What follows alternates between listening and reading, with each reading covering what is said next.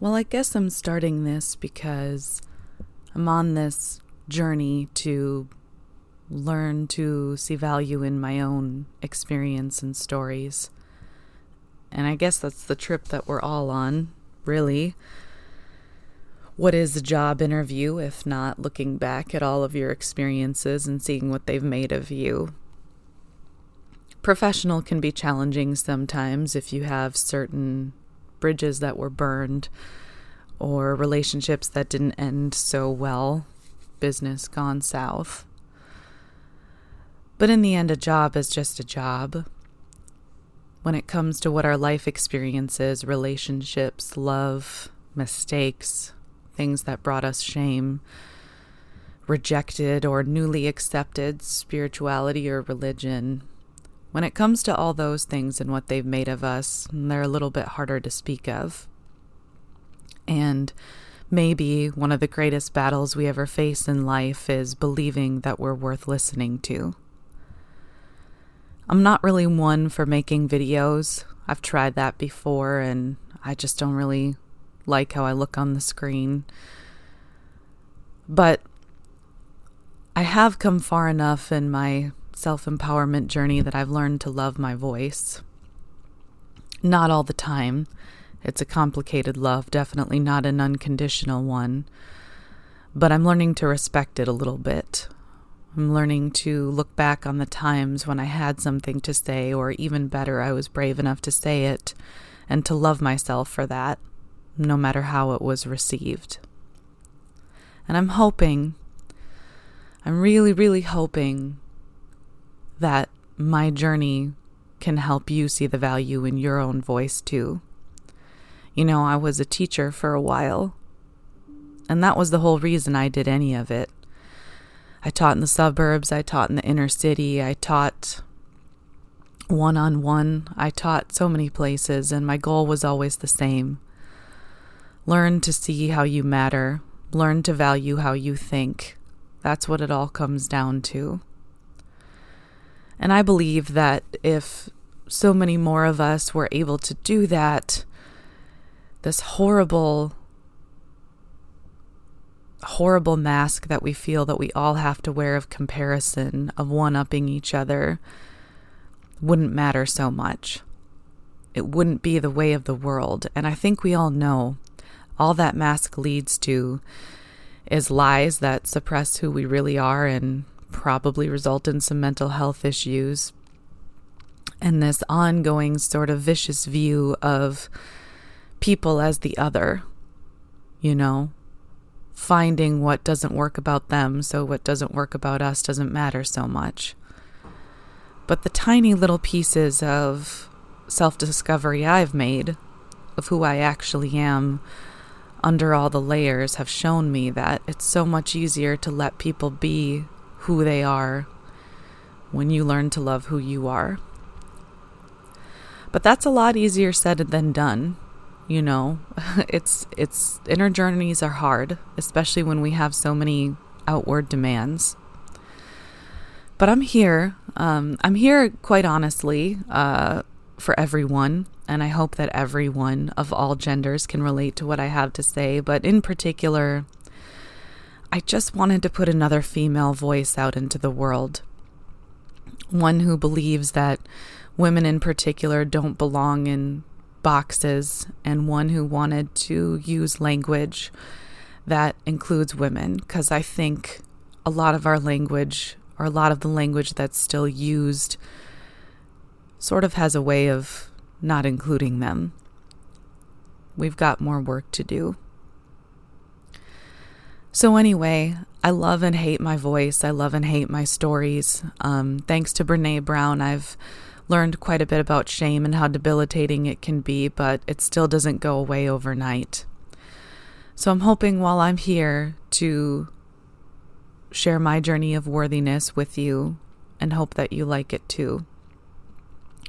I've also written some books, published a few, and I have a lot that are simply, a lot of short stories and poems that are free to read on my website. And of course, I want you to check out those too. but it reminds me of why I'm here in the first place.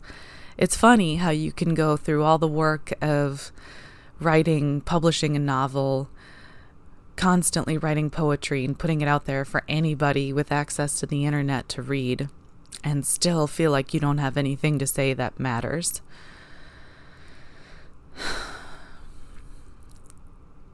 It's really frustrating.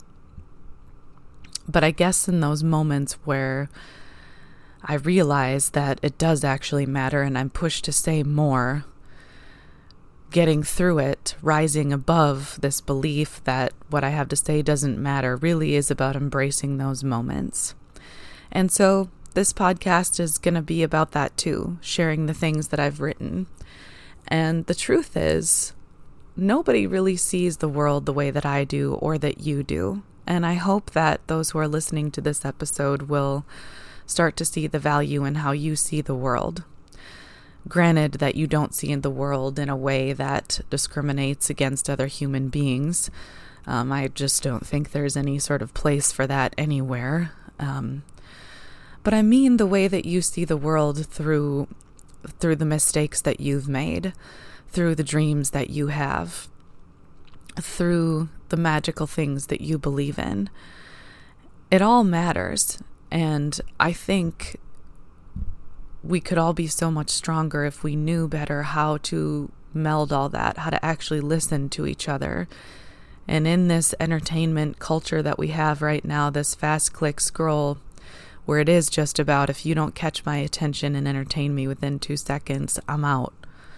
I just don't think we were meant to live like that. Human beings have this capability of thinking so deeply. There are so many wonderful inventors out there, remarkable people who've created beautiful things, beautiful connections. And that comes from entertainment. That comes from learning to love our own minds. And if we could just take the time to do that, I think we would be in a much better space and we would understand things so much better.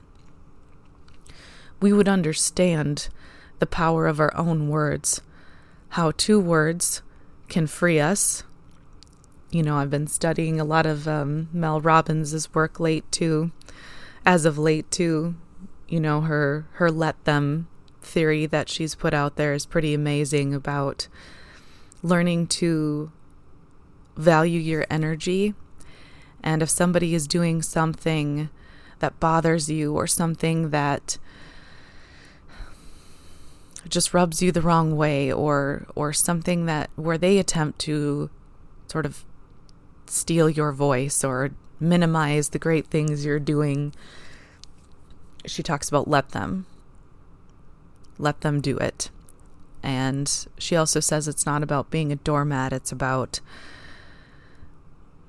not allowing their energy and not allowing their own struggle to dim your light.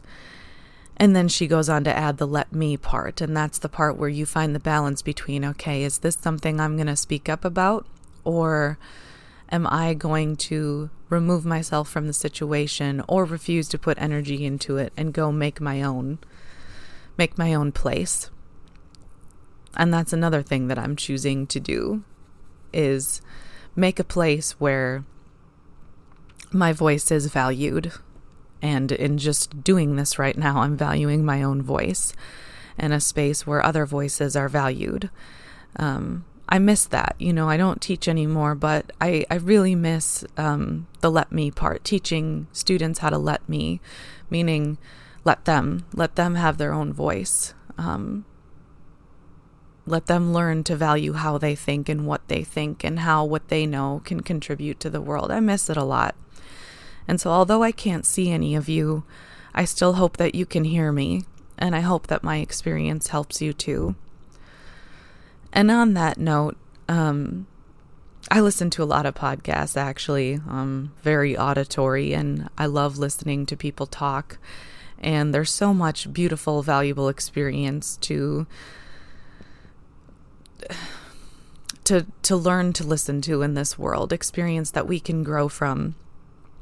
And why not honor some of my favorites? Perhaps you've listened to them too.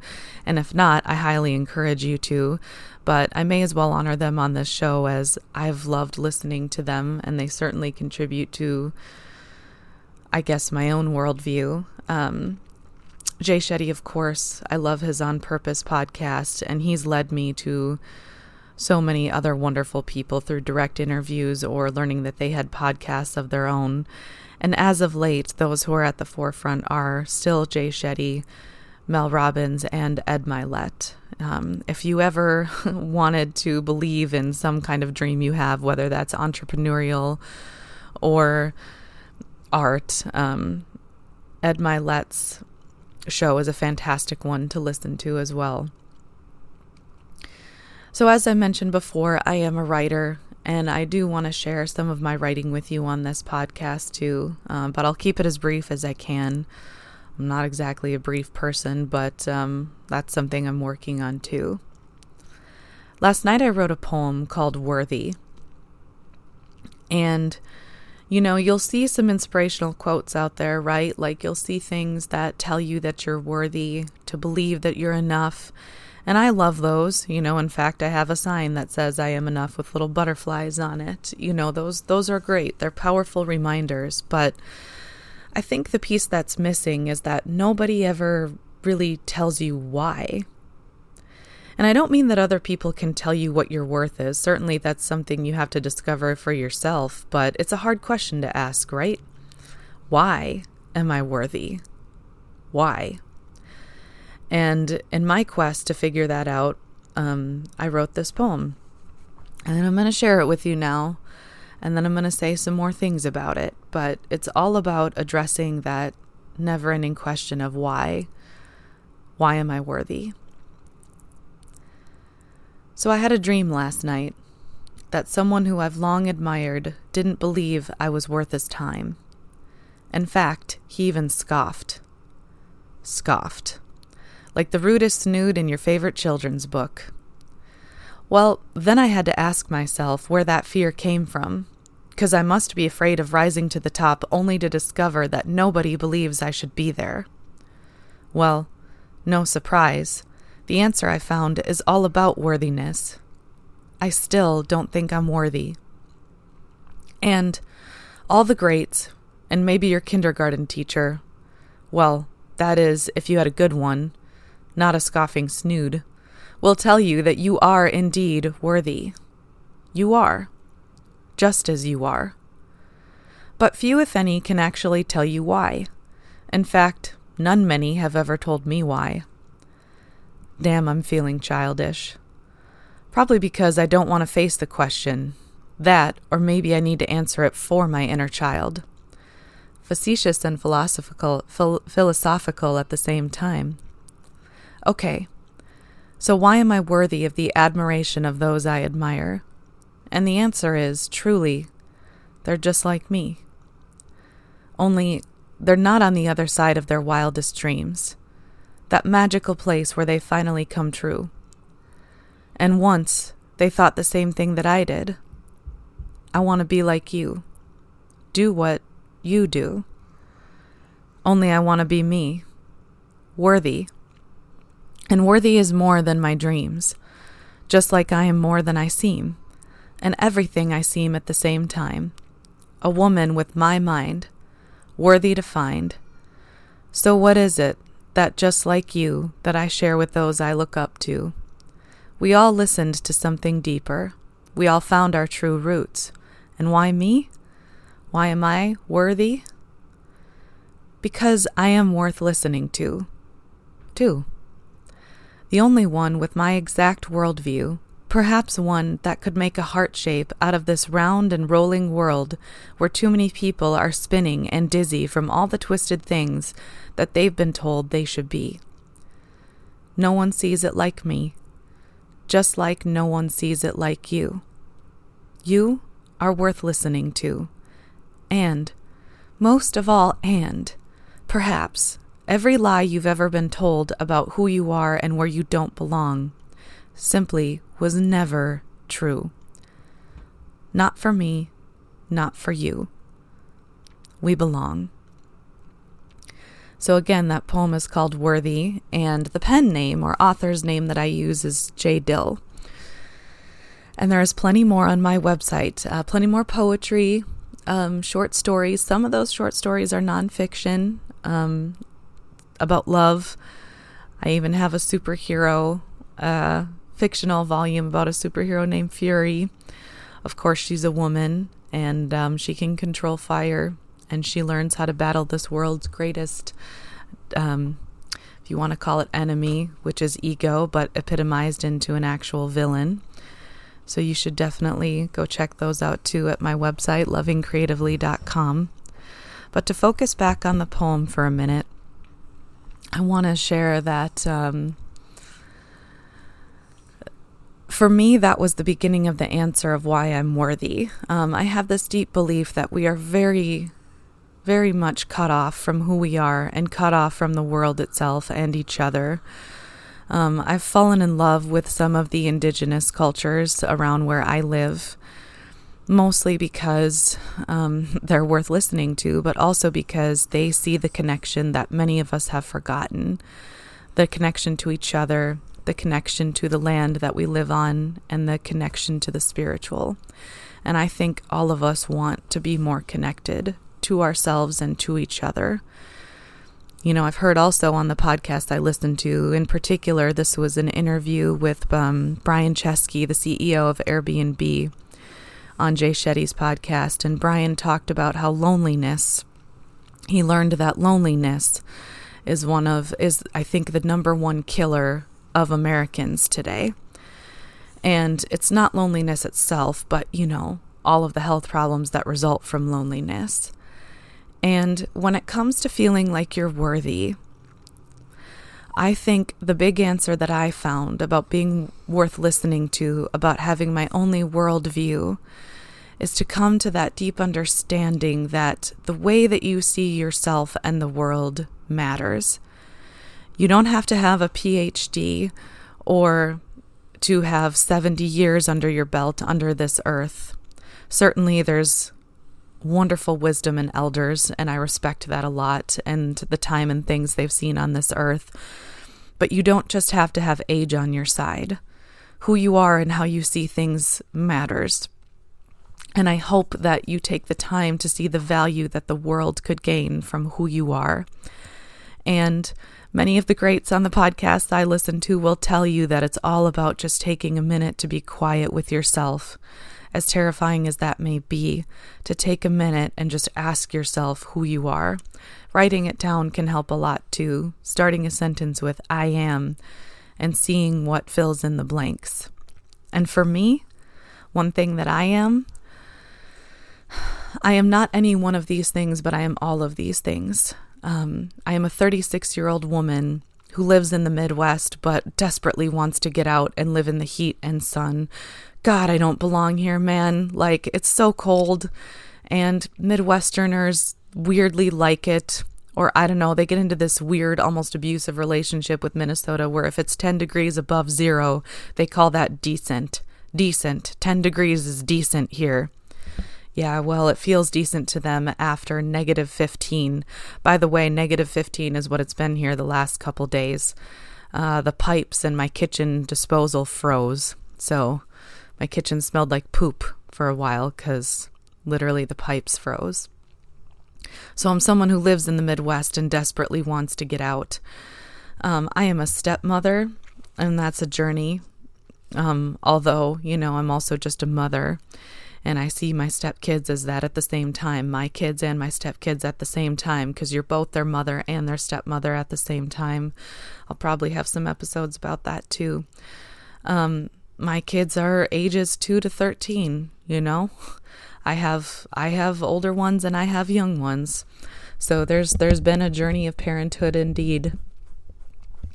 I am a teacher. I don't teach in schools anymore, but that doesn't make me not a teacher anymore. Because being a teacher never came from what my career was. It came from inside. And I am still a teacher. I have great joy from connecting people with their own minds and connecting them with the minds of others who've contributed beautiful things to this world. And I'm a writer. And I have been lucky enough to find a way to make art, to make stories out of some of my greatest pains, but also my greatest journeys. A lot of my fictional stories focus on domestic abuse because I am a survivor of domestic abuse, mostly when I was younger. But I also fell in love with someone who was being abused. And that's a whole journey in itself. Learning how to love someone and help them escape from their abuser is a journey too. And I'm someone who has left the religion that I was raised with. And at some point I'll share about what that religion is and the damage that I believe it did to me. Not that it would do that for everyone. Spirituality is funny like that. But certain things in the hands of maybe the wrong people can do extensive damage. So I'll talk about that too. My experience with religion and spirituality and the gift of discovering something that did fit me, something that worked for me when I thought that I had lost my connection to spirituality. And that's, an experience I have to share too, is that sometimes the most destructive bridges that have burned, or sometimes the most devastating bridges that have burned, can lead us to turn around and look at what might be on the other side. A place where we could build a connection that actually fulfills us, one that matches who we really are. And I want to talk about that too.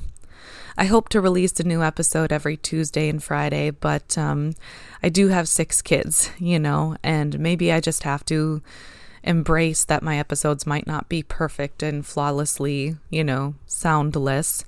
As a matter of fact, I do have to tell you that I've had a silent war throughout the remainder of this episode because my 5-year-old woke up and opened my door.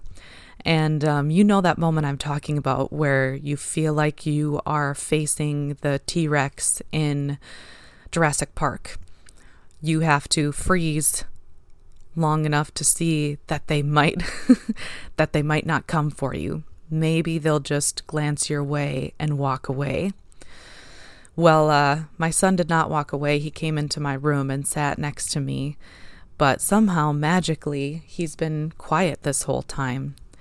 And I don't know how that happened. Maybe a shift in the universe, but while I've been talking, I've been bracing myself for some sort of I'm hungry or what's taken so long. But who knows? Sometimes the universe works in our favor and things just work out. So I also want to encourage you on this podcast, and that's going to be a topic that I have to pursue your dreams, even if you think there's obstacles right now. And there may be very real, very powerful obstacles, but there's still ways that you can make it happen.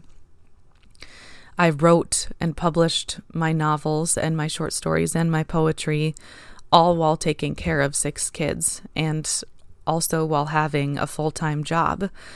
I hope to live less of a fractured life, right? I think we all want a little more peace where we don't feel like we're running around, but we have to start somewhere. And I think most dreams that people have that they pursue and eventually come true, start when they were in the thick of other things that just weren't working for them. Yeah, my kids don't work for me. I'm just kidding. They do. But this busy life doesn't work for me.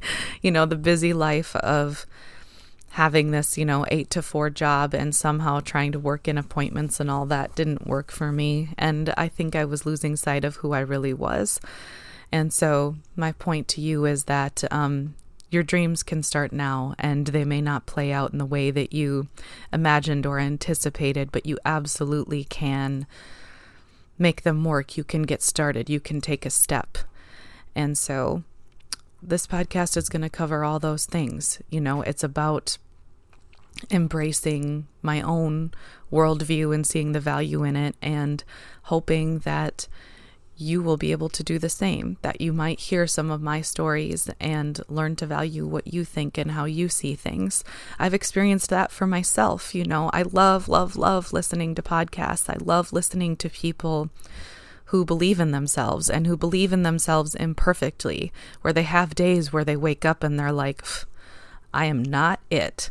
And then they have days where they're like, man, I could speak for ages. I have so many wonderful things to share. And that sort of imperfection, I think, is a really, really powerful connector.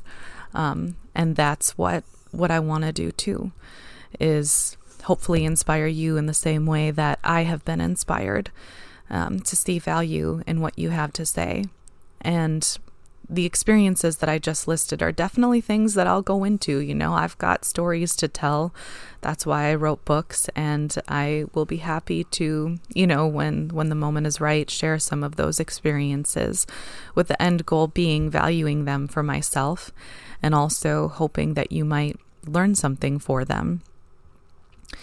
And so with that, welcome, to my podcast. Like I said, I'm hoping for new episodes every Tuesday, Friday, and that means posting them with all the imperfections that they might hold.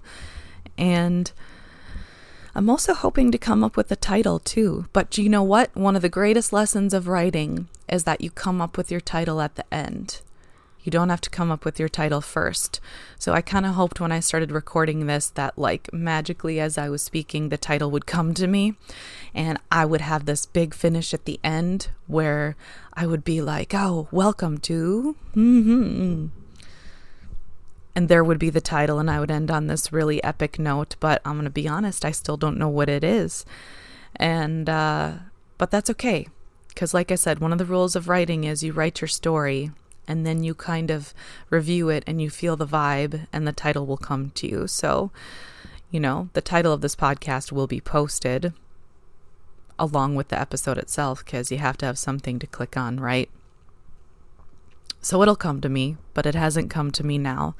But nevertheless, that doesn't change the fact that I really do want to welcome you and hope that I can encourage you with my own stories, that you can see the value in your stories. And please know that although this is going to be a place where I encourage you to embrace how you see the world, this is not a place where I embrace any sort of discrimination. And that includes everyone, right? There will not be any worldviews that share, at least not from me, that share that other human beings, regardless of their sexual orientation, gender identity, race, religion, abilities, whatever it might be.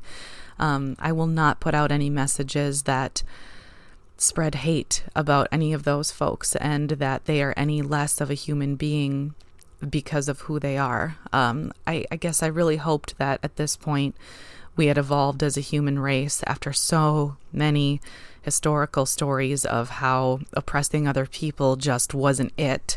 I hoped that we had gotten to a point where we just didn't do that anymore, but unfortunately we're still in it. And so I want this to be a space where that kind of thing doesn't happen, where we can actually see who humanity can become if we embrace who others are, and embrace everything that they are, and embrace how we all see the world, and embrace the world itself and our connection to it, and the value we can add to it if we just take the time to listen and to care. And so with that, welcome. My name is Jenna. I think I'm going to just keep it like that. Again, my author's name is J. Dill, and I would love for you, to go to my website too, but I'm going to go by Jenna. Because this podcast is about just embracing who I am. So no nicknames, not even my pen name. I'm not going to go by J. Dill on here, but I am one and the same if you are one of the readers of my stories or poems. But I'm going to go by Jenna because I'm learning to embrace Jenna. And I am really glad that you're here and really glad that you listened. And I hope that my voice was a powerful light of encouragement for you today, and I look forward to sharing so much more with you, both specifics and generalizations. I'll share my specific stories with you and just kind of general worldviews, and I'm excited for that. And folks, I think the best note to end on is that magic does indeed happen for so many reasons, because in the last 20 minutes, my 5-year-old not only walked in here silently and then left silently, but one of my daughters also walked in here and somehow was silent and silently escorted him out.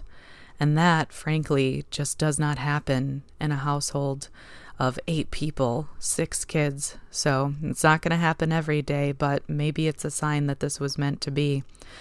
So embrace the magic, embrace who you are, and eventually embrace the title that is coming for this podcast. Grateful for you and your time. I'm out.